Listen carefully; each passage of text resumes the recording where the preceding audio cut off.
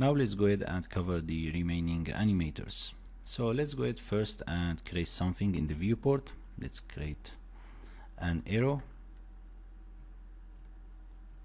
And if I go to add animators, we have the third option, which is the oscillate. So I'm gonna click on location and let's make some room here. So as you see, we have the same attributes with the bounce or the clock, but we have additional one here, oscillate function. So if I go ahead there and let's go ahead and disable the X and Z.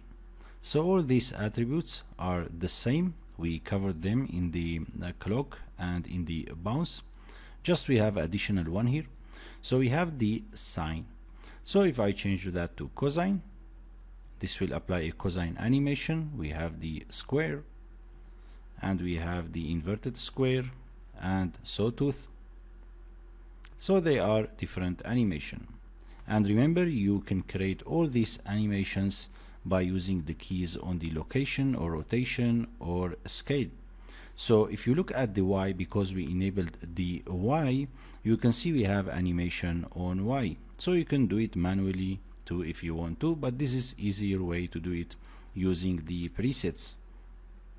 So let's go ahead and change that to a sine. And I'm gonna add another animation on that. So let's go ahead and click on add, and I'm gonna add another location there. And this one, I'm gonna change that to a cosine.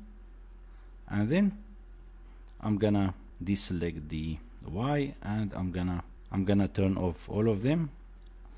I'm gonna check on just the location Z. So now you have a circle animation because we are using the cosine and the sine together. I don't want to go on the math behind it. So when you use the sine and cosine together, you get the circle animation. So let's go ahead and delete everything. And if I go to add animation again, and I'm gonna click this time on the visibility. So as you see, the visibility is animated. And if you want to add the location on it, so you can come over here and click on plus, you can add the scale, you can add the rotation too if you wanted to. So here you see we have the visible, rotation and the scale. You can add the location too. So let's go ahead and delete that.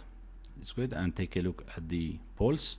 So if I click on location, and you can see again we have the same attributes there, but we have two additional attributes there. We have the easing function and we have the easing type. So let's go ahead and disable the X and Z just to make the animation clear here. So I can change that, for example, to sine. I can change that to, for example, quart. So you can see we have different animation, and remember you can create these animations manually too. And if you look here, we have again animation on Y because we are enabled the Y. And we have the type. You can change that to out. This will slow down at the front, and you can change that to in. You can get different animations. We have the bounce. This is interesting, in out. So let's go ahead and delete that. And the next one is the sound wave. So if I go ahead and click on location, you can see we can add a sound here. So if I go ahead and change that to any sound, for example, this one, so you can see the animation is moving based on the sound. And of course you can add that to the scale or to the visibility too if you want to. Let's go ahead and add the visibility and delete the remaining.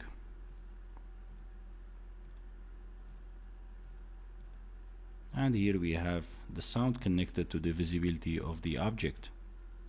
Let's delete that. The next one is the time. There is nothing special about that. So you can see we have the same attributes. We covered that.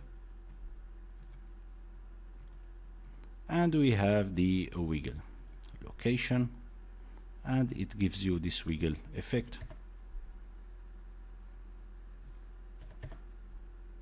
So these presets are very useful. It saves you a lot of time instead of going and animating the keys. So that's it for this lesson. See you in the next lesson.